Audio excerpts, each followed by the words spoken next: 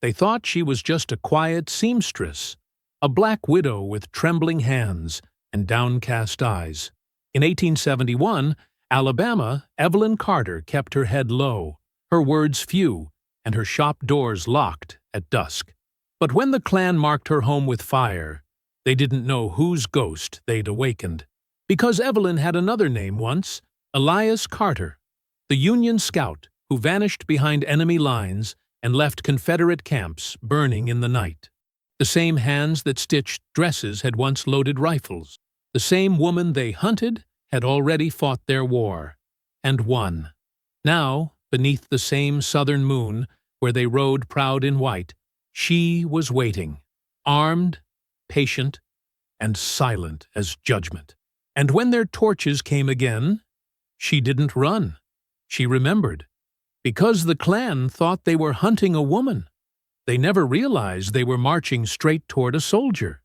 Before we go any further, comment where in the world you are watching from and make sure to subscribe, because tomorrow's story is one you don't want to miss. April 1871, Hale County, Alabama. Dawn broke in thin golden slices through the boarded windows of Evelyn Carter's dress shop. The light caught dust motes dancing above her work table, where her hands moved with steady precision.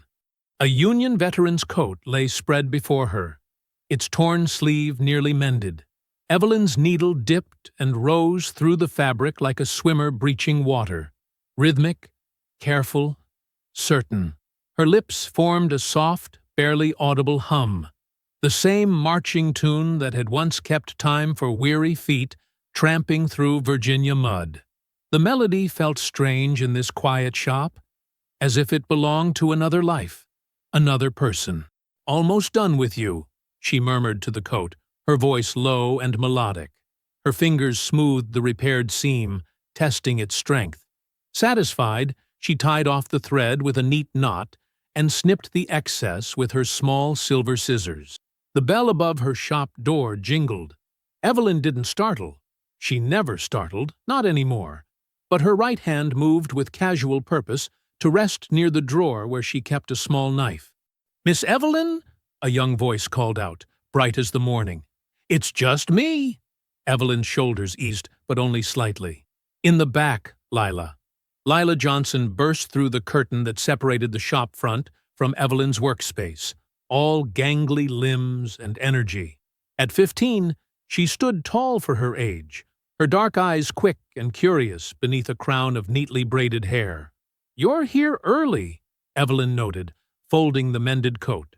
"Mama said I could come help before school." Lila moved to the stove in the corner, stoking the small fire without being asked. "Besides, I wanted to tell you what I heard." Evelyn raised an eyebrow.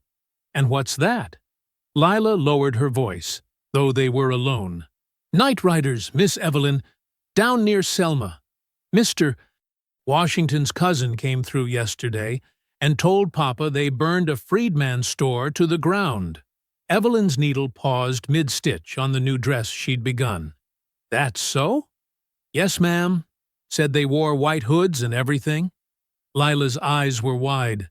"Ain't you scared, Miss Evelyn?" "Scared doesn't help anything," Evelyn said flatly. She resumed her sewing, though her fingers trembled slightly. "Hand me those pins from the table." As Lila gathered pins, Evelyn glanced out through the crack in the boarded window.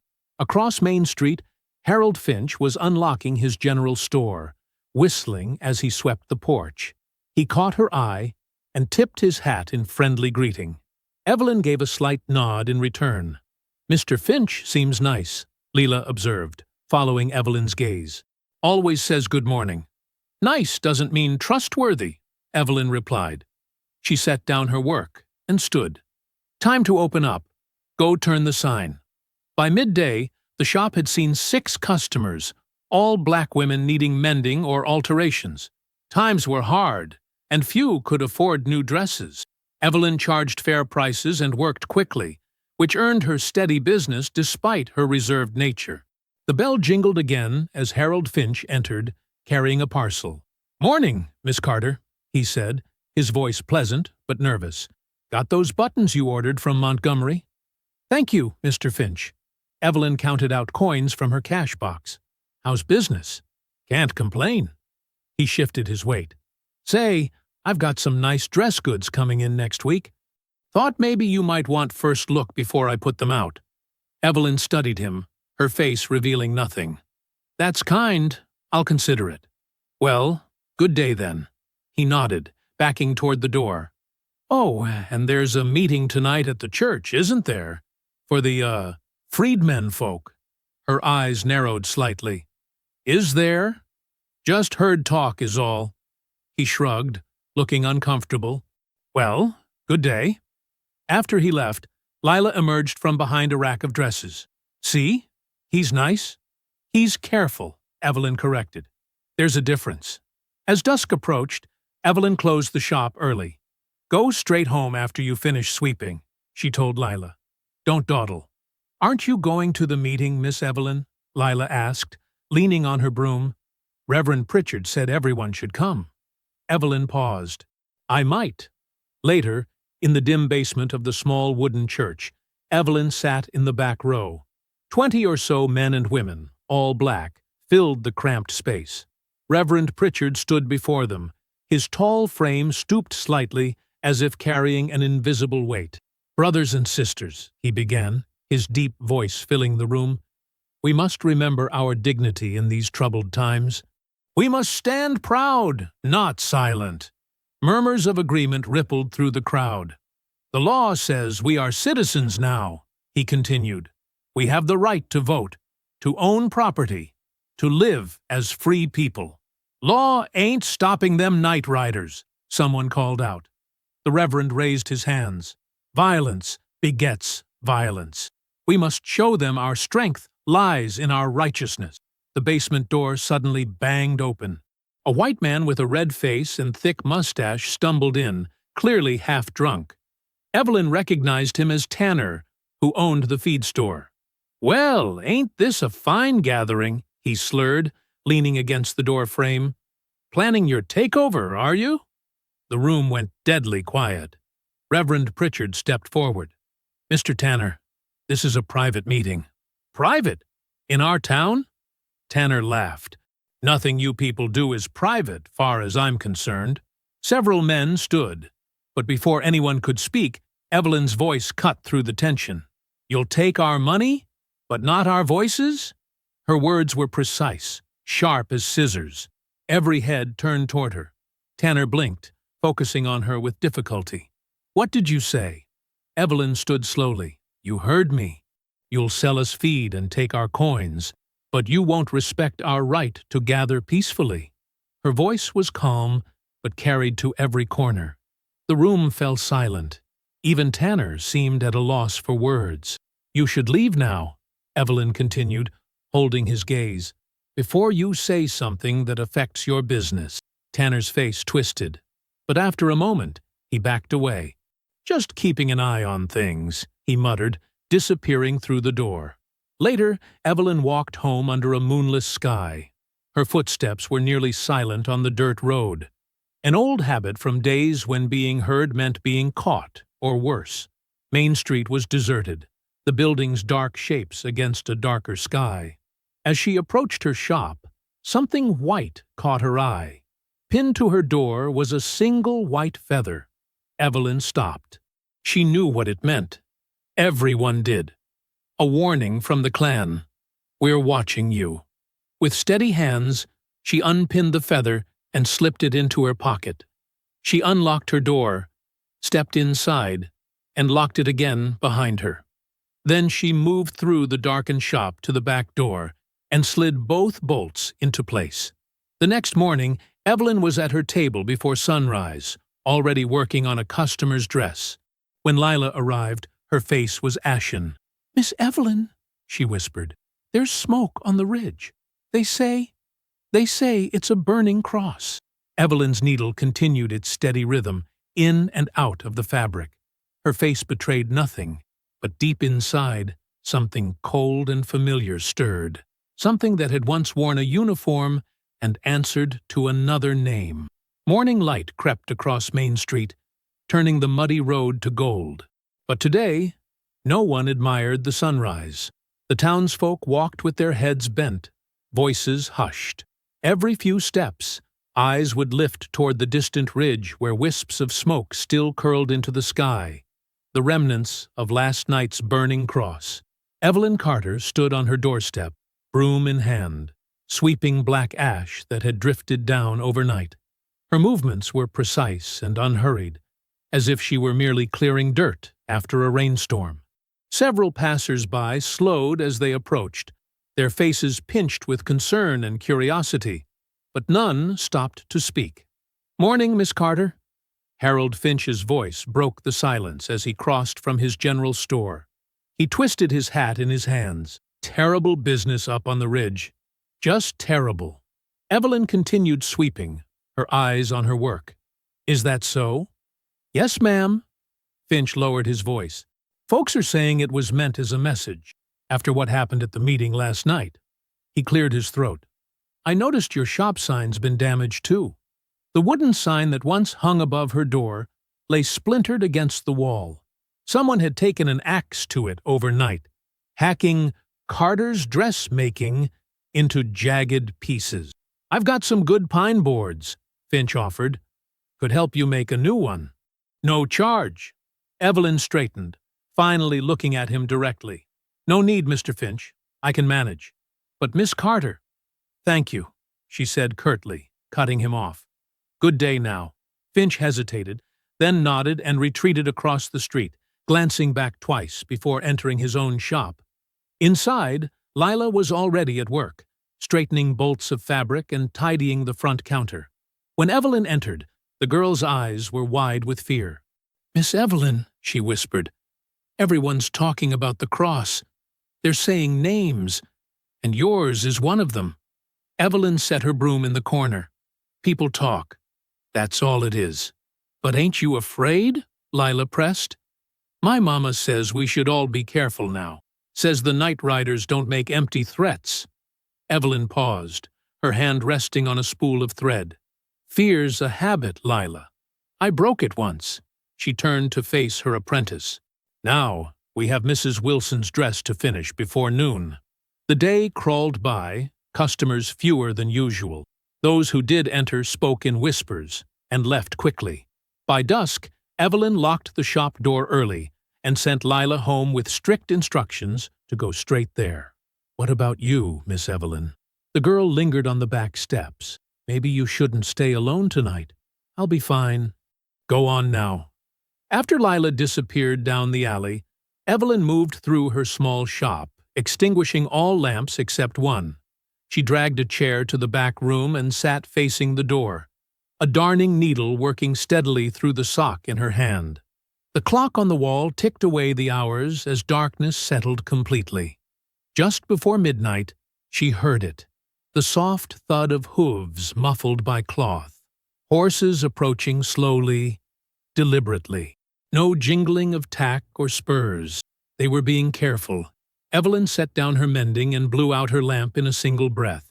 She moved without sound to the window, peering through a crack in the shutters. 5 riders in white hoods circled her shop, their horses' hooves wrapped in burlap. One dismounted and crept toward her door.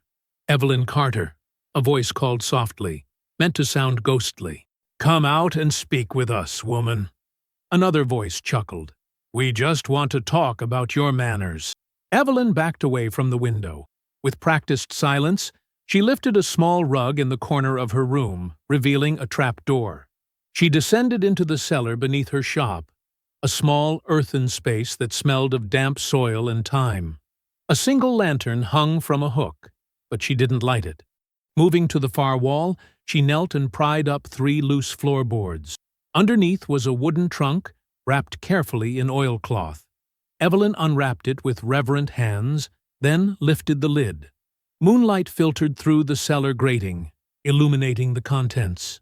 A worn Union coat, folded with military precision, a bayonet in its leather sheath, a map of northern Alabama and southern Tennessee, creased and stained with what might have been blood, and beneath it all, a letter on official paper, bearing the seal of the United States Army addressed to Major Elias Carter. Evelyn's fingers trembled as they touched the uniform coat.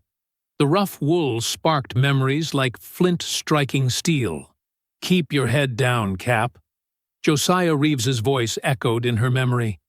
Josiah, wiry and quick, the best scout in the company. The only one who eventually discovered her secret, who kept it locked tighter than a bank vault. The battlefield at Vicksburg, screams and cannon fire, crawling through underbrush on reconnaissance missions, the weight of a rifle in her hands, the kick against her shoulder when she fired, nights behind enemy lines, gathering intelligence on Confederate movements, the constant fear of discovery, not just as a Union spy, but as a woman masquerading as a man. "You're braver than half these soldiers put together," Josiah had whispered once, after pulling her from a burning farmhouse where they'd been ambushed. "If they knew who you really were, Cap, it'd shame them all." Another memory, a wooden farm table covered with maps, officers planning a raid. Her voice, deeper then, practiced to sound male, suggesting a route through a swamp the rebels wouldn't expect. The colonel nodding approval. "Good thinking, Carter. Take Reeves and scout it first." The thunder of hooves above brought Evelyn back to the present. The riders were circling her shop, growing bolder. She heard the crack of wood. They were breaking her windows. In the trunk, beneath the coat, lay a Colt Navy revolver and a box of ammunition. Evelyn lifted the gun, feeling its familiar weight. She didn't load it, not yet. Instead, she set it aside and reached for the uniform coat. Her fingers traced the name stitched inside the collar. E. Carter. So simple a disguise, yet it had served her well. "They think I'm the seamstress," she whispered to herself, her voice barely audible even in the silence of the cellar. Evelyn blew out her lamp.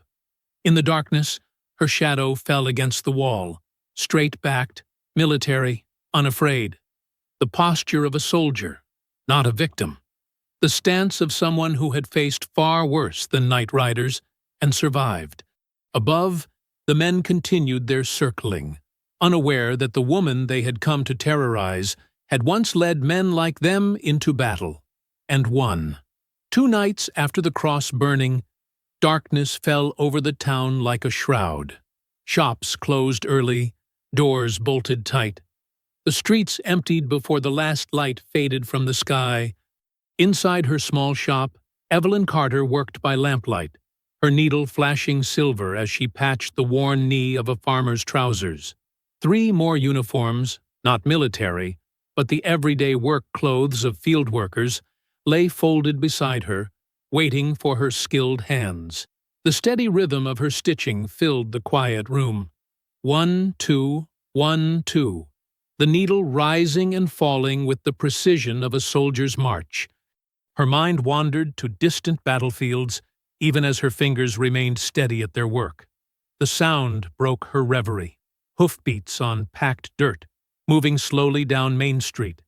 Not the usual clip-clop of a late traveler hurrying home, but the measured pace of men who owned the night and knew it. Evelyn's fingers stilled. She listened as the horses drew closer, their riders now visible through the cracks in her shutters, white shapes glowing in the dark like evil spirits. Torchlight flickered through the gaps in the boards covering her windows. Voices rose in an ugly chant. "White rides the night. Black stays in fright." The riders circled her shop once, twice. Evelyn set her mending aside and stood, her back straight as a fence post. She didn't hide. She didn't run for the cellar. Instead, she walked to her counter and picked up her scissors, not as a weapon, but to finish trimming a loose thread on Mrs. Peterson's dress that she'd noticed earlier. The horses stopped outside her door. Boot heels thudded on her front steps. Evelyn held her breath, scissors poised mid-air. But the door never opened. Instead, she heard a different sound, the scrape of a knife blade against wood. The men were carving something into her shutters. Their laughter floated through the night air, low and cruel. One man called out, "Sleep tight, woman!" Another added, "Learn your place before we teach it to you." More laughter, then the sound of horses moving away, hoofbeats fading down the street. Evelyn waited 5 full minutes by the clock on her wall before she moved to her door. She opened it carefully, peering out into the darkness. Her shutters, once a clean blue-gray, now bore jagged, deep-cut letters. "Woman, know your place." The words stretched across both panels, carved by a heavy hand. Evelyn's jaw tightened. She stepped onto her porch, looked in the direction the riders had gone, and deliberately spat on the ground. Then she went back inside, closed the door, and returned to her sewing. Her needle moved even more precisely now, each stitch perfect, as if daring anyone to find fault with her work. Morning came with pale yellow sunshine that seemed to mock the darkness of the night before. Evelyn dressed carefully in her best dress, a dark blue cotton with small pearl buttons at the cuffs. She braided her hair tightly and pinned it in a neat coil at the nape of her neck.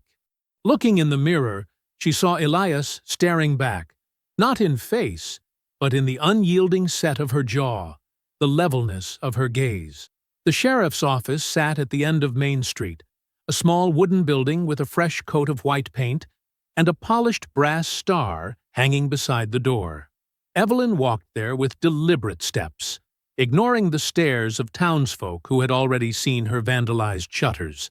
Inside, Sheriff Clay Harlan sat behind a desk littered with papers and coffee cups. He looked up as she entered, his weathered face settling into a practiced, neutral expression. "Miss Carter," he said, setting down his pen, "what brings you here today?" "My shop was vandalized last night, Sheriff Harlan," Evelyn said, her voice steady. "Men carved hateful words into my shutters. I want to report it." Harlan leaned back in his chair. "That so? Well, I'm sorry to hear that. Boys can get rowdy sometimes. These weren't boys, Sheriff. They were grown men on horseback, wearing white hoods." A flicker of something, annoyance, perhaps, or warning, crossed Harlan's face. "Now, Miss Carter, let's not start throwing accusations around. Probably just some young fellows who had too much to drink." "They threatened me," Evelyn persisted. "Said they would teach me my place." Harlan sighed, picking up a pencil and twirling it between his fingers. "Look, I'll make a note of it, but there's not much I can do without knowing who did it." His tone suggested he had no intention of finding out. "I pay my taxes same as anyone, Sheriff," Evelyn said quietly. "Don't I deserve the same protection under the law?" The pencil stopped twirling. Harlan's eyes narrowed, the practiced neutrality dropping away. "Careful, Miss Carter," he said, his voice lowered. "You don't want more trouble. Some folks might think you're getting ideas above your station." The air between them crackled with unspoken meaning. Evelyn recognized the look in his eyes. She'd seen it on battlefield commanders, who thought their position made them untouchable. "Thank you for your time, Sheriff," she said finally, turning to leave.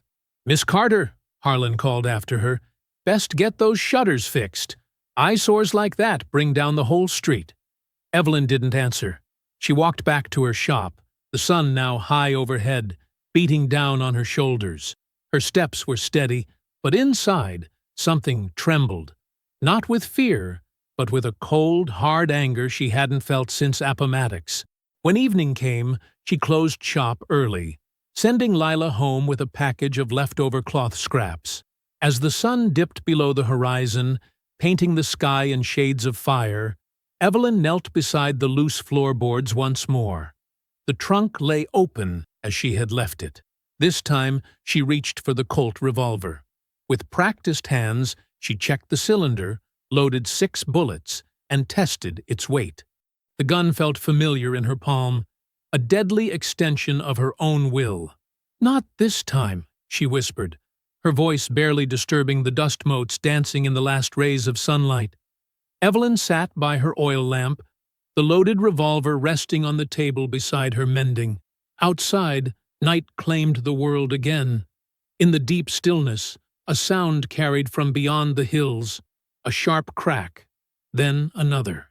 Not thunder, though storm clouds had gathered on the horizon.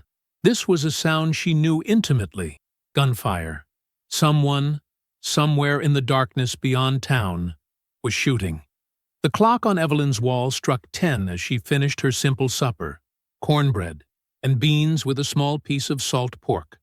Without Lila's chatter to fill the silence, every sound seemed sharper. The scrape of her fork against the plate, the creak of her chair, the endless chorus of crickets outside her window. She'd sent Lila to stay with her aunt in the colored settlement 3 miles north, telling the girl it was just for a few days. "Until things settle," she'd said. Lila had argued, her young face creased with worry. "Miss Evelyn, you shouldn't be alone," the girl had insisted. "I've been alone most of my life," Evelyn had replied, packing Lila's small carpet bag with extra spools of thread and a length of blue ribbon. "I know how to manage." Now, in the quietness of her home, Evelyn cleared her plate and washed it in the basin. The night pressed against her windows, thick and watchful. The crickets sang their relentless song, but beneath their chirping lay a stillness that made the hairs on her arms rise. She moved through her evening routine with care. Checked the back door. Locked. Front door. Bolted. Windows. Shuttered.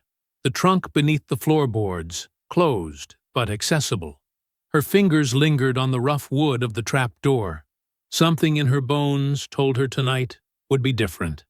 Evelyn changed into her nightdress, but kept her day clothes folded neatly on a chair beside her bed.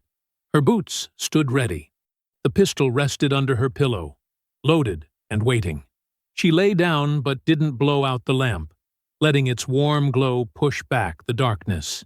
Sleep came in fits and starts, dreams of marching men and battlefield smoke mixed with flashes of burning crosses. Just as the town clock struck midnight, something jolted her awake. Not a sound, but the sudden absence of one. The crickets had stopped. Evelyn slid from her bed and pulled on her clothes with quick, practiced movements. She tucked the pistol into her waistband and grabbed the small satchel she'd packed days ago. Papers, money, a compass, matches. Hoofbeats approached slowly. 5 sets, she counted. Not galloping, but walking, unhurried and deliberate. Evelyn crouched by her front window, peering through a gap in the boards. Torchlight illuminated 5 riders in white robes, their faces hidden behind crude hoods with eye holes cut into them. They circled her shop once, then twice, like wolves around a wounded animal. "Evelyn Carter."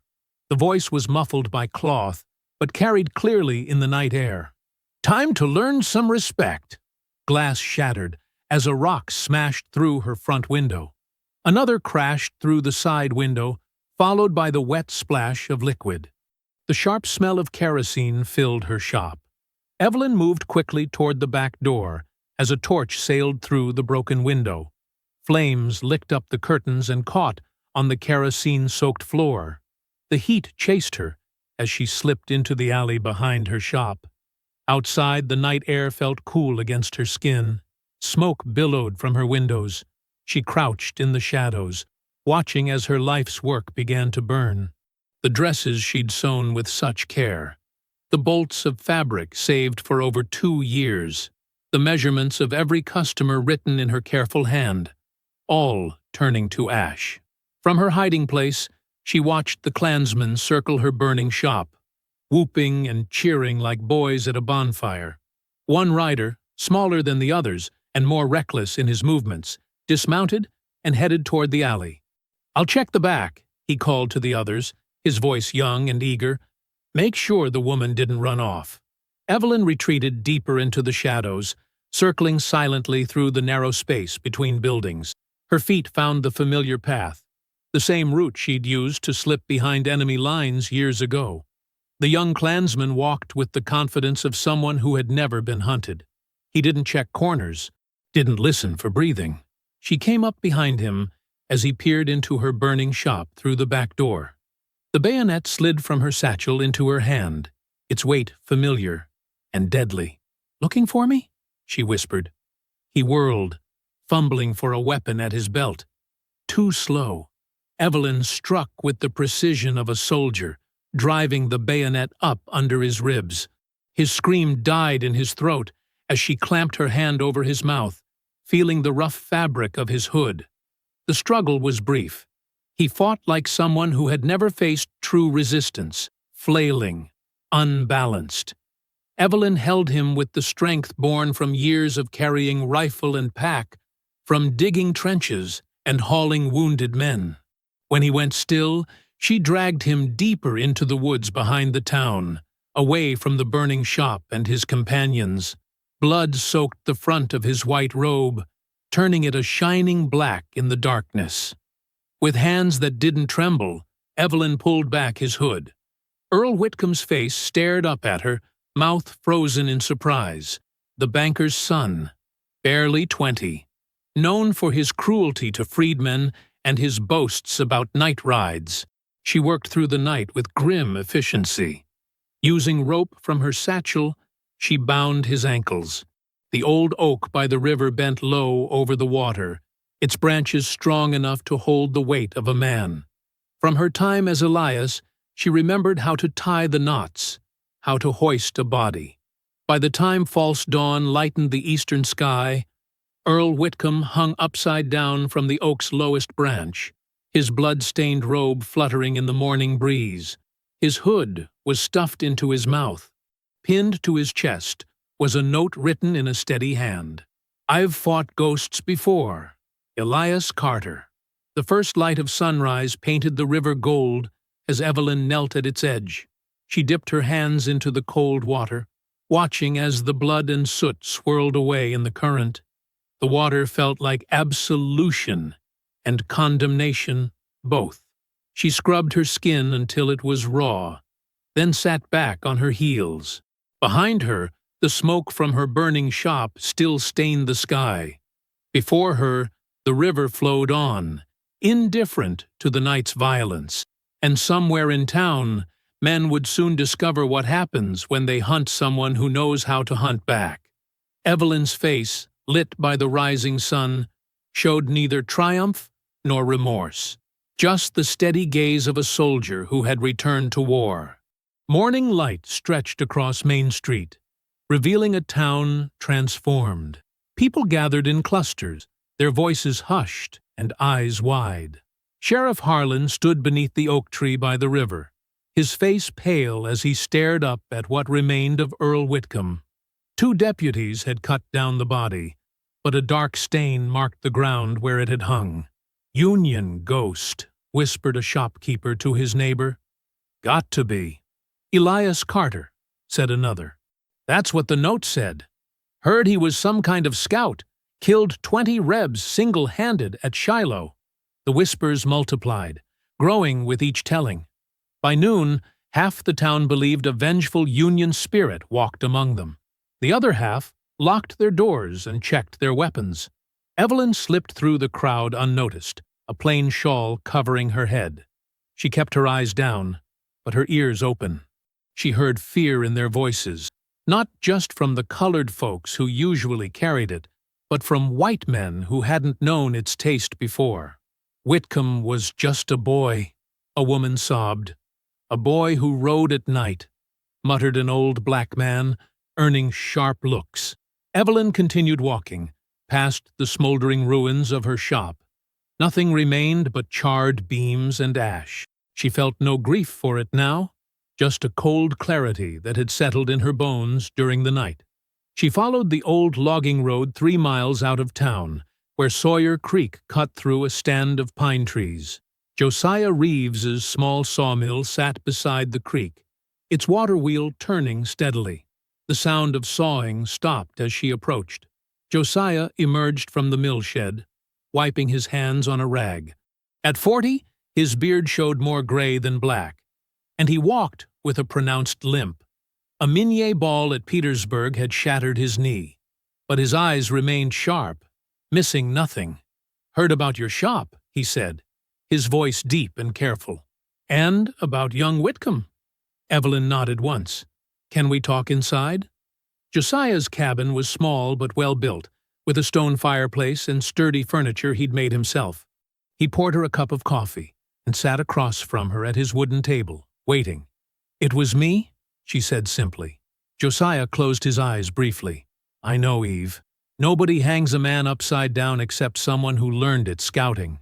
"They burned everything I had," she said, her voice flat. "Would have burned me, too." "I don't blame you for fighting back," Josiah said, leaning forward. "But using that name, Elias Carter, you're calling up ghosts from a war that's supposed to be over." "Is it over?" Evelyn's eyes hardened. "Tell that to the night riders. Tell that to the freedmen they've strung up." Josiah rubbed his bad knee, wincing slightly. "We fought for something, Eve. For freedom. For a chance at a life without chains. Not to become ghosts and haunt the living." "Then maybe freedom's not enough," Evelyn said, her voice barely above a whisper. "Not if they can still ride at night. Not if they can still burn and kill without answer." "There's always an answer," Josiah said. "But vengeance has no end. You kill one, they kill two. On and on, until there's nothing left but graves." "I'm not looking for vengeance," Evelyn said, though the words felt hollow even to her. "I'm looking for justice." Josiah's laugh was bitter. "Those look mighty similar in the dark, don't they?" They talked until the shadows lengthened, about the war they'd fought and the peace that never quite arrived. About the years Evelyn had spent trying to build something from the ruins. About the name Elias Carter and what it meant to become a ghost. When darkness fell, Evelyn slipped back into the woods, moving silently through terrain that felt as familiar as her own skin. She set snares along the paths the clansmen used, not to catch them, but to warn her of their movements. From a ridge overlooking an abandoned barn, she watched them gather. 15 men in white, their horses tethered nearby. They built a cross, but didn't light it, too afraid now of drawing attention. Their leader spoke, his voice carrying in the night air. Tall and commanding, he stood without a hood, while the others kept theirs on. Captain Thomas Merritt, the same man who'd hanged 3 of her scouts near Richmond, the same voice that had ordered the burning of a hospital full of wounded black soldiers.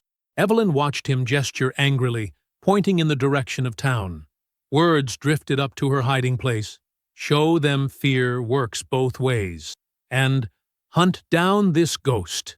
She memorized each face as hoods were removed for drinking, each voice, each horse. She had been a scout before she was an avenger, and information was still her sharpest weapon. When the meeting disbanded, she followed Merritt at a distance, marking the path to his fine house on the hill. The former Confederate lived well, with white columns and glass windows. The war had cost him nothing. By midnight, Evelyn had returned to her small cabin in the woods, a hunter's shelter she'd discovered years ago and kept stocked with supplies. The one-room structure was barely more than 4 walls and a roof, but it offered what she needed: solitude and safety. She lit a single candle and spread a worn map across the rough table. With steady hands, she sharpened her bayonet on a whetstone, the familiar rhythm soothing in its simplicity. The steel made a singing sound with each stroke. Almost without realizing it, she began to hum, an old Union marching song that had kept tired feet moving through Virginia mud. "John Brown's body lies a-mouldering in the grave." The tune felt right in the darkness. On the wall beside her bed, she pinned a list of names, each carefully written in the same hand that had signed Elias Carter to the note on Whitcomb's chest. 15 names for 15 riders. At the top, underlined twice, Captain Thomas Merritt. The candlelight flickered across her face, casting deep shadows. In that moment, she was neither Evelyn the seamstress nor Elias the soldier, but something new and terrible. Justice with a human face. Outside, an owl called into the night. Evelyn blew out her candle and sat in darkness, listening to the sounds of the forest. Tomorrow would come with its own battles. Tonight, she kept watch. A week passed like a fever. The nights grew warmer, but no one in Hale County slept with their windows open anymore. Fear had settled over the town like a fog, thick, blinding, and impossible to escape. Evelyn moved through this fog like a ghost herself. By day, she gathered supplies from Josiah's mill or wandered the forests, mapping escape routes. By night, she hunted. On Monday, she slashed the saddles of 3 clansmen while they drank in the back room of Whitley's Tavern. They rode out drunk, only to tumble from their horses when the leather gave way a mile from town. On Wednesday, she poured coal oil around the barn where they stored their robes and torches. The flames shot 50 feet into the air. Sheriff Harlan blamed it on a dropped lantern, but no one believed him. Friday night, she caught Thomas Wilkes, Merritt's right-hand man, alone on the road. She didn't kill him. Instead, she tied him to a tree, cut his clan robe into strips, and gagged him with the cloth. She left him there until morning with a note pinned to his chest. "I know where you sleep." Now it was Tuesday again, and Evelyn sat in the shadows outside the colored church, watching people file in for the community meeting. The building was simple, weathered boards and clear glass windows, but it stood as a symbol of hope for the freedmen who had built it with their own hands. Reverend Pritchard's voice carried through the open windows as he led the opening prayer. "Lord, guide us through these troubled times. Show us the path of righteousness in a world gone dark with hatred." Evelyn slipped inside and took a seat in the back row. Heads turned briefly, then turned away. No one spoke to her directly anymore. Even her own people looked at her with a mixture of awe and dread. "Brothers and sisters," Reverend Pritchard continued, his tall frame bent slightly as if carrying a weight, "we gather tonight to discuss the events of recent days." His eyes scanned the crowd, lingering momentarily on Evelyn. "Violence has revisited our community, not just against us this time, but flowing in all directions." A murmur ran through the congregation. "The Klan's not riding so bold these days," said old Jacob Turner, nodding with grim satisfaction. "No, they ain't," agreed Martha Simmons, clutching her Bible tightly. "First time in 3 years I ain't jumped at every horse sound after dark." Reverend Pritchard held up his hands. "Yes, the night riders have grown cautious. But at what cost? White storekeepers are turning away our business. The sheriff's deputies stop our young men for no reason. Last night, Tom Miller's boy was beaten just for being out after sundown." The room fell silent. "Fear works both ways," Pritchard said softly. "And I worry that whoever is behind these acts, this Elias Carter, doesn't understand what they're unleashing." Evelyn stood up, her voice calm but carrying to every corner. "And what would you have us do instead, Reverend? Turn the other cheek while they burn our homes? Sing hymns while they hang our men?" The Reverend looked at her directly now. "I would have us live, Miss Carter. Live and build and grow strong through dignity, not terror." "Dignity didn't save my shop," Evelyn replied. "Dignity didn't save the 3 freedmen they dragged from the jail last month. Fear is the only language they've ever understood." The debate grew heated. Some sided with Pritchard, believing that peace could only come through patience and faith. Others stood with Evelyn, tired of waiting for justice that never arrived. "You speak of fear like it's a simple thing," Pritchard said finally, his voice heavy with sadness. "But fear is a poison that spreads. Today, they fear Elias Carter. Tomorrow, they'll fear every black man who walks tall, and their fear will become more hangings, more burnings." Evelyn looked around the room, at faces both frightened and determined. "Maybe so," she said quietly.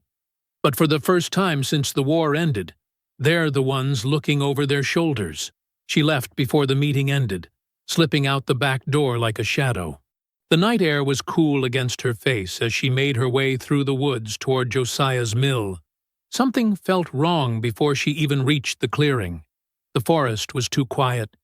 No crickets, No frogs singing from the creek. Evelyn paused, every sense alert. From her vantage point on the ridge, she could see Josiah's cabin. A single lamp burned in the window. Normal. Ordinary. Except Josiah never left his lamp burning when he was inside, a habit from their scouting days when light meant death. She circled the property carefully, staying in the tree line. No tracks, no broken branches. But still, that silence hung heavy in the air. Then she saw it, the faintest flicker of torchlight in the distance, coming up the logging road from the south. Not one torch, but many, moving slowly, deliberately. Evelyn's heart pounded against her ribs. "Josiah," she whispered. She ran toward the cabin, abandoning caution for speed. Her boots made no sound on the soft forest floor as she raced down the slope. 50 yards. 40. 30. The explosion of gunfire shattered the night. 3 shots in rapid succession, followed by a scream that cut off suddenly. "No!"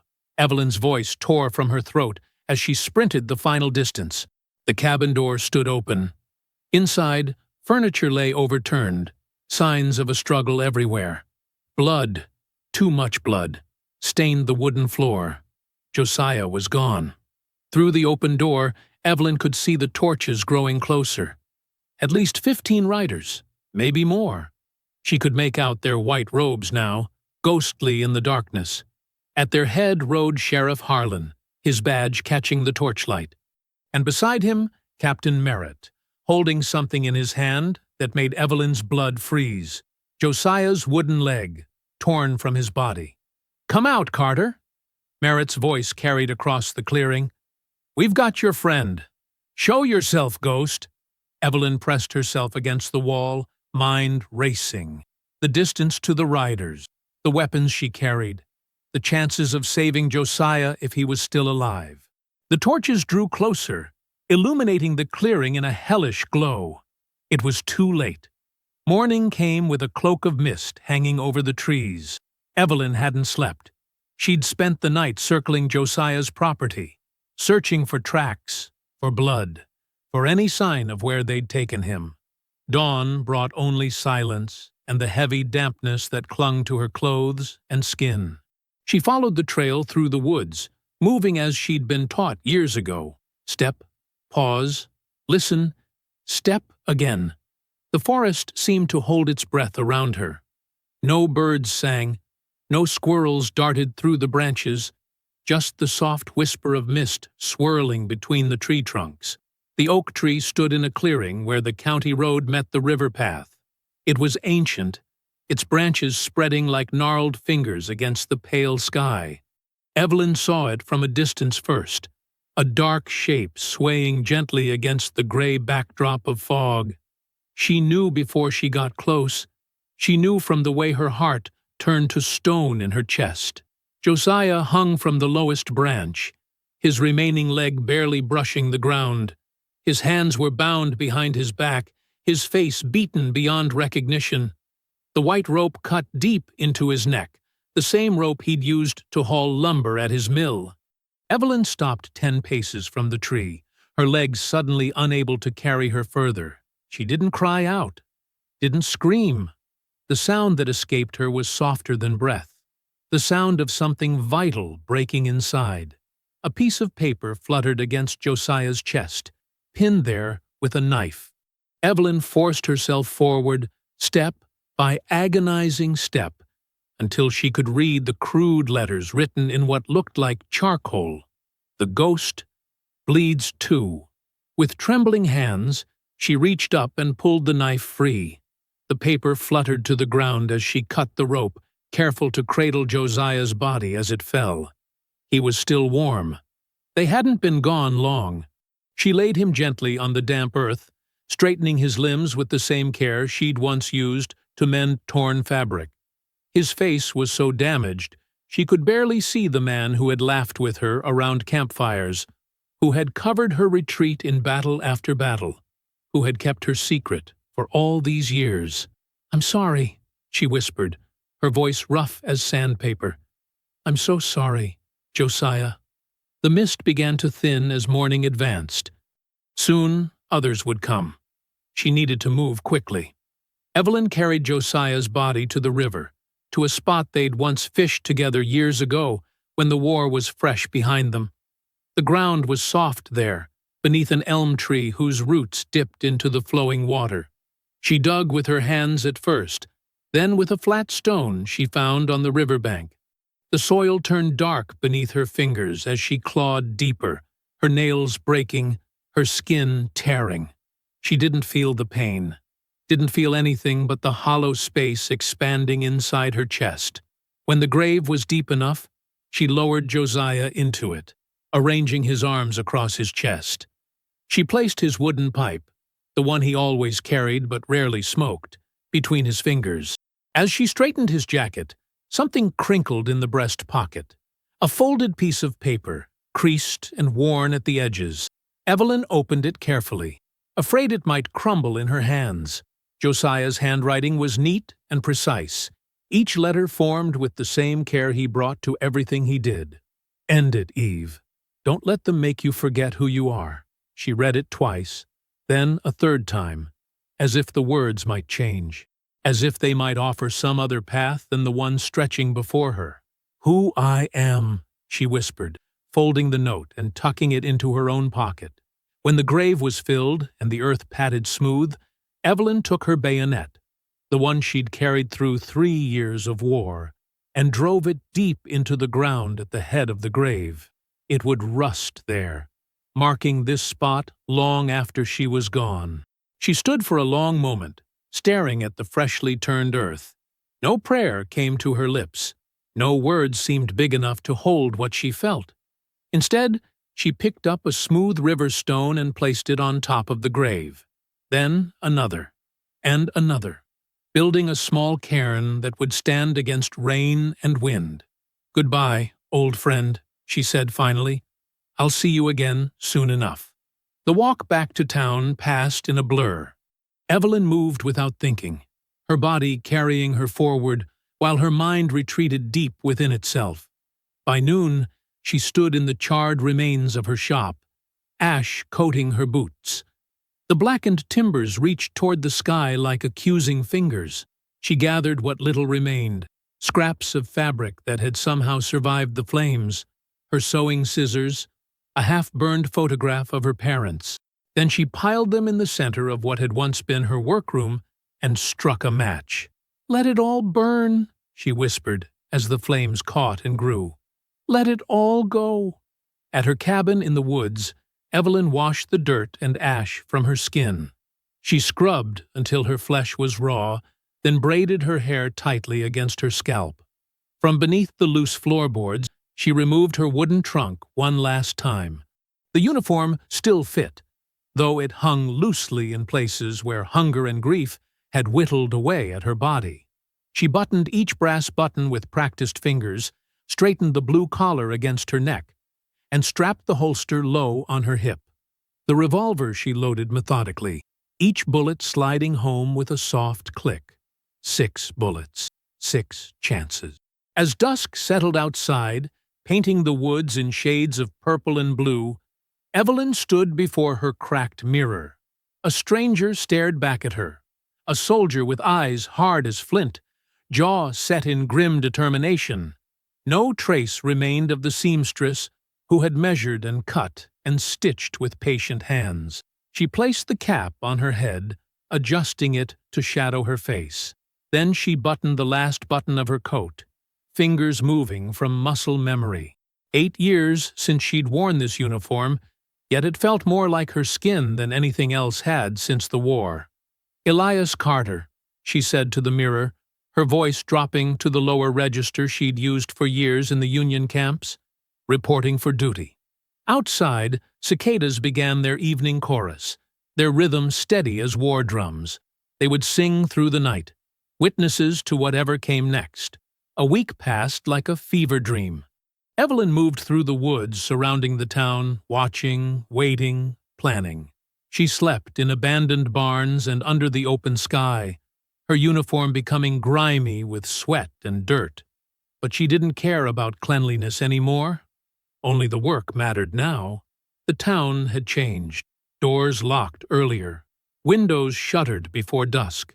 White faces hurried past black ones without meeting their eyes. Fear had settled over the streets like a heavy blanket, smothering everything beneath it. Word spread through whispers and hastily passed notes. The Klan would hold a white parade through town on Saturday. A show of force. A declaration that they still controlled these streets, these lives, this place. They're scared, a young black stable boy told Evelyn as she crouched in the shadows behind the livery. That's why they're doing it. They need everybody to see their numbers. How many? She asked, her voice low and raspy from disuse.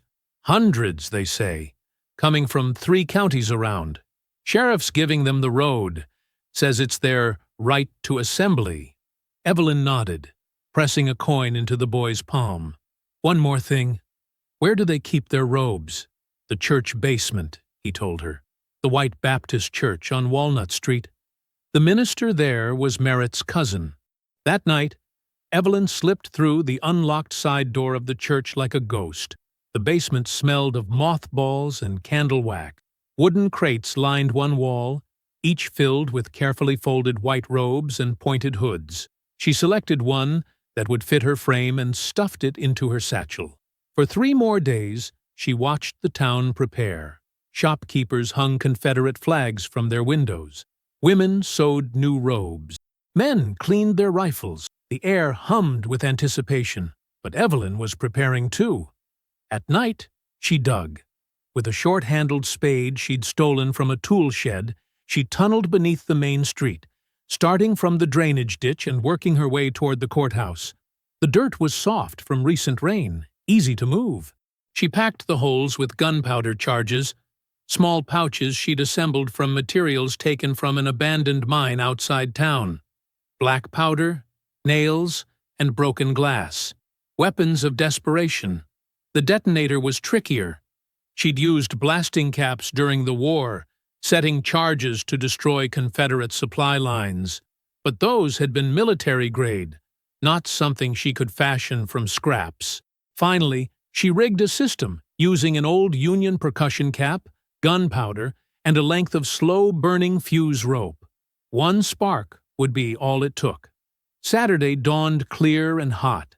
From her hiding place in the woods, Evelyn watched wagons arriving from neighboring towns, men in their Sunday clothes, women carrying baskets of food, children running ahead. A festival atmosphere. They didn't wear their robes yet. Those would come out after dark, when the parade began. As twilight approached, Evelyn donned the stolen robe and hood. The rough fabric scratched at her neck, and the hood's eye holes limited her vision. But that was good. It meant others wearing them would be equally blind to her presence among them. She slipped into town through the back alleys, head down, shoulders hunched to disguise her height. The streets were filling with white-robed figures now, gathering in clusters, their voices a low rumble of excitement. Torches were being prepared, soaked in oil and wrapped with cloth. At the north end of Main Street, Sheriff Harlan sat uneasily on his horse, watching the crowd grow. He wasn't wearing a robe, but the badge on his chest caught the fading light as he turned his head. Beside him, Captain Merritt sat tall in the saddle, his white robe pristine, his hood folded back to show his face, until the parade began. Evelyn joined a group near the middle of the forming line. No one questioned her. No one looked too closely. She was just another white shape in a sea of white shapes. "Brothers," a voice called out. Merritt, raising his hand for silence. "Tonight, we show this town, we show this county, that order will be maintained, that the natural way of things will not be overturned by northern meddlers and their pawns." A cheer went up from the crowd. Evelyn kept her head down. "We ride for our homes, for our women, for our children, for the South that will rise again." More cheers. Torches being lit now, flames hissing to life up and down the line. Evelyn took the one passed to her, feeling its heat against her palm through the thin glove she wore. And for any ghost who thinks to haunt us, Merritt continued, his voice hardening, know that we fear no spirits. We fear no vengeance from beyond the grave. The only ghost in Hale County will be the memory of those who stood against us. With that, he pulled his hood up over his head and spurred his horse forward. The parade began to move. Evelyn fell into step with the marchers, counting silently in her head. 20 steps, 50, 100. The long row of white-robed figures stretched ahead and behind her, torches held high. They sang as they walked, old hymns twisted to serve their purpose. The sound made her stomach turn. They passed the ruins of her shop, past the general store where Harold Finch stood watching from the doorway, his face unreadable, past the church where Reverend Pritchard had once urged them all to stand proud. The courthouse loomed ahead, its white columns glowing in the torchlight. Merritt and Sheriff Harlan had reached the steps, turning to face the approaching parade. Evelyn slipped sideways through the crowd, moving toward the drainage ditch where her fuse was hidden. No one noticed. No one cared about one hooded figure among so many. She knelt, pretending to adjust her boot, and reached into the ditch. The fuse rope was there, dry and waiting. From her pocket, she removed a small tin of matches. The parade filled the street now, packed tight between the buildings. Hundreds of torches, hundreds of hidden faces. So many, she thought. So many who came willingly to this. For Josiah, she whispered, striking the match. The flame flared to life between her fingers. She touched it to the fuse rope. It caught instantly, the spark racing along the cord, disappearing into the darkness beneath the street. Evelyn rose, backing away toward the alley behind the courthouse. In her mind, she traced the path of that spark as it traveled, branching out to each of the charges she'd planted. 5 seconds. 10. The explosion came not as a single blast, but as a series of them, rippling down the street like giant footsteps. The ground heaved upward, cobblestones and dirt flying into the air. Screams replaced singing. Torches fell. Fire caught on spilled oil and dropped robes. Chaos erupted in an instant. White-robed figures ran in all directions, trampling those who fell. The horses reared, throwing Sheriff Harlan to the ground. Only Merritt kept his seat, wheeling his mount in a circle, trying to see through the smoke and dust. Smoke rolled through the streets like fog over a battlefield. Buildings blazed with hungry orange flames that licked at the night sky. People ran in all directions, white robes now stained with blood and dirt. Some lay motionless on the ground while others crawled, moaning and clutching broken limbs. Through this chaos stumbled Captain Merritt. His hood was gone, his face blackened with soot, a deep cut running across his forehead. Blood soaked through his robe at the shoulder where flying debris had struck him. In his right hand, he clutched a revolver, waving it wildly at shadows. "Come out!" he shouted, his voice cracking. "Face me like a man, you coward!" A figure emerged from the smoke. Another white-robed Klansman, hood still in place, moving with purpose through the destruction. Merritt lowered his gun slightly. "Brother, help me gather the men." The bang of a pistol cut him off. Pain exploded through his right leg. He dropped to one knee, screaming curses as the bullet tore through muscle and bone. "Who are—" he began, but the hooded figure was already moving toward him. Another shot hitting the ground inches from his hand, sending up a spray of dirt. Merritt turned and crawled desperately toward the church, leaving a trail of blood on the cobblestones. It was the closest building still standing, its white steeple rising above the smoke. Perhaps God would protect him where his men had failed. He dragged himself up the steps, fumbling with the door handle, falling inside onto the polished wooden floor. The cool darkness of the sanctuary swallowed him. Rows of empty pews stretched before him like ribs in a skeleton. Stained glass windows cast colored shadows across the altar. Behind him, the church door creaked open again. Merritt pulled himself behind a pew, breathing hard. His leg was on fire. He tore a strip from his robe and tied it around the wound, teeth clenched against the pain. Footsteps moved slowly down the aisle. "I know you're here," came a voice, low and steady. Not the voice he expected. Not a man's voice at all. "There's nowhere left to run, Captain." Merritt raised his revolver, aiming down the aisle at the approaching figure. "Take off that hood," he demanded. "Show yourself." The figure stopped. Slowly, gloved hands rose to the hood and pulled it away. Merritt's finger froze on the trigger. The face before him was familiar and yet wrong. A black woman, her hair tightly braided against her head, stood wearing the uniform of a Union soldier beneath the open Klan robe. "You," he whispered. "Me," she answered simply. Merritt's mind raced back through years of memories, landing on a battlefield near Petersburg. A Union scout they'd captured. A boy who had looked at him with the same steady gaze, refusing to break under questioning. "You're the boy from Petersburg," he said, his voice hollow with disbelief. "Elias." She removed her cap, letting her braids fall free. "No," she said. "The woman from Hale County. The seamstress whose life you tried to burn away." Merritt laughed then, a harsh sound that echoed in the empty church. "A woman? In the Union Army? No wonder the North was so eager to accept any fool who could hold a rifle." "This fool tracked your patrols for 6 months," Evelyn said, stepping closer. "This fool killed 12 of your men and burned your supply wagons at Cold Harbor." "And now you're killing again," Merritt said, struggling to sit upright. "What happened to your precious Union cause?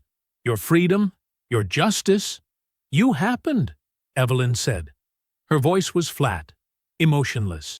"You and every man who decided war wasn't enough, who couldn't accept that you lost."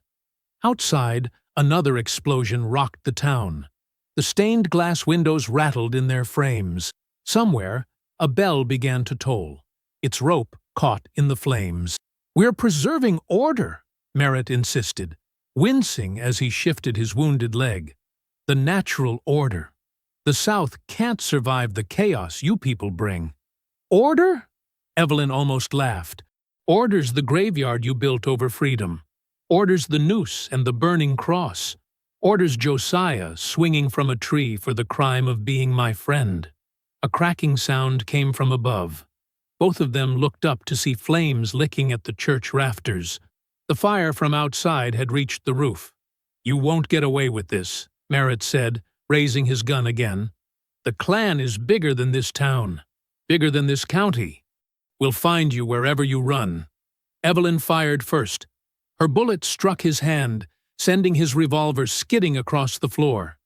Merritt howled, clutching his bleeding fingers to his chest. "The war taught me one thing," Evelyn said, moving closer. "There's always another battle, always another enemy. The uniform changes, but the fight remains the same." A heavy wooden beam crashed down between them, showering them both with sparks. Merritt tried to crawl away, but his leg and hand made movement nearly impossible. Another beam fell, pinning his good leg beneath its weight. "Help me!" he screamed, his pride forgotten in the face of death. "For God's sake, woman!" Evelyn stood over him, her face illuminated by the growing flames. For a moment, something like pity crossed her features. Then it hardened into resolve. "God's not in this church tonight," she said quietly. "Neither is mercy." She turned and walked toward the door as the roof began to collapse in earnest. Merritt's screams followed her, rising above the roar of the fire, then suddenly cutting off as a large section of the ceiling came down. Outside, the air felt cool against her skin. The town was a landscape of destruction. Buildings smoldered. Bodies lay where they had fallen. The surviving Klansmen had fled, leaving their wounded behind. As Evelyn stood on the church steps, rain began to fall. Just a few drops at first, then a steady shower. The drops hissed as they struck the hot embers, sending up tiny plumes of steam. Water ran down her face, washing away soot and blood, but not memory. Never memory. She limped away from the burning church, her uniform jacket torn and singed, barely visible beneath the layer of ash that covered her. The blue of the fabric showed in patches, a reminder of wars both past and present. The woods waited at the edge of town, dark and silent. Evelyn moved toward them without looking back, each step taking her further from Evelyn the seamstress, deeper into the ghost she had become. The rain fell harder now, a cleansing flood from a merciless sky. Months had passed since the night of fire. Spring rains had washed away the blood from Hale County's streets, but nothing could cleanse the memory of what happened there. Government officials in pressed suits and polished shoes arrived from Montgomery, their notepads ready and questions prepared. What they found was a ghost town. Buildings stood half-repaired or abandoned entirely. Weeds grew between the cobblestones of Main Street. The church was a blackened skeleton reaching toward heaven. "Where is everyone?" asked the lead investigator, a thin man with spectacles that caught the sunlight. The few residents who remained could only shrug. Some had fled north after the white parade turned to ash. Others, both white and black, had scattered to neighboring counties, carrying whispered stories of a vengeful Union ghost. In the town records office, the officials found a half-burned ledger. Inside was a list of residents, including Carter, Evelyn, seamstress. But the woman herself had vanished like morning mist. No grave bore her name. No neighbor could say where she'd gone. On their final day in town, an old black woman who sold herbs at the edge of the swamp told them, "Some say she walks the night roads still. Some say she headed west with the setting sun. But if you ask me," the woman lowered her voice, "she's still watching, still fighting her war." The officials wrote their reports. The case was filed away. Hale County became a footnote in the troubled history of Reconstruction, just another southern town that couldn't heal its wounds, and Evelyn Carter became a ghost story. Tampa, Florida. April 1898. Private Samuel Reeves polished his boots until he could see his reflection in them. At 22, his face still held the softness of youth, though his eyes carried an old determination. Around him, the barracks buzzed with activity as the 10th Cavalry Regiment prepared to ship out. The Spanish-American War was calling, and the Buffalo soldiers would answer. "Mail call!" A sergeant's voice rang through the barracks. "Last letters before we ship out tomorrow." Samuel wasn't expecting anything. His mother had said her goodbyes 2 weeks earlier, pressing a Bible into his hands and kissing his forehead as though he were still a child. His friends had already sent their well wishes. "Reeves!" The sergeant held up a small package wrapped in brown paper. "Package for you." Samuel took it with surprise. The parcel was light, no bigger than his palm. There was no return address, just his name written in a steady hand. "Secret admirer, Reeves?" joked a fellow soldier. "My charm knows no bounds," Samuel replied with a grin, though curiosity pulled at him. He sat on his bunk and carefully unwrapped the package. Inside was a small wooden box, worn smooth with age. He opened it slowly. A medal rested on faded blue cloth. Samuel recognized it immediately. A Union medal from the Civil War, awarded for exceptional service. The brass had dulled with time, but the detail remained clear. An eagle with spread wings, clutching arrows, and an olive branch. Beneath the medal was a folded piece of paper. Samuel opened it to find a brief message written in the same steady hand as the address. "Fight like I did. E.C." Samuel turned the note over, looking for more, but found nothing. Who was E.C.? How did they know him? Why send a Union medal now, as he headed to a new war? Then memory stirred. His uncle Josiah, his mother's brother, had died when Samuel was just a boy. Mother rarely spoke of him, except to say he'd been brave and died for his beliefs. But once, when Samuel announced his intention to enlist, her eyes had filled with tears. "You're just like him," she'd whispered. just like Josiah, just like the soldier he served with. "Who, mother?" Samuel had asked. "A ghost," was all she would say. "A ghost who fought 2 wars." Now, holding the medal, Samuel felt a connection to something larger than himself, a heritage of courage passed through blood and battle. He pinned the medal to his uniform, just above his heart. It felt right there, as though it had been waiting for him all along. The next morning dawned bright and clear. Samuel stood tall among his regiment as they marched through Tampa's streets toward the waiting ships. Flags waved. Crowds cheered. Photographers captured the moment for posterity. Brave men heading to fight in Cuba. As they passed through the main square, Samuel's eyes caught a figure standing apart from the crowd. An older black woman, wearing a wide-brimmed hat that shadowed her face. She stood perfectly still amid the movement and noise, watching the soldiers march past. There was something in her posture, straight-backed, shoulders squared, that wasn't civilian.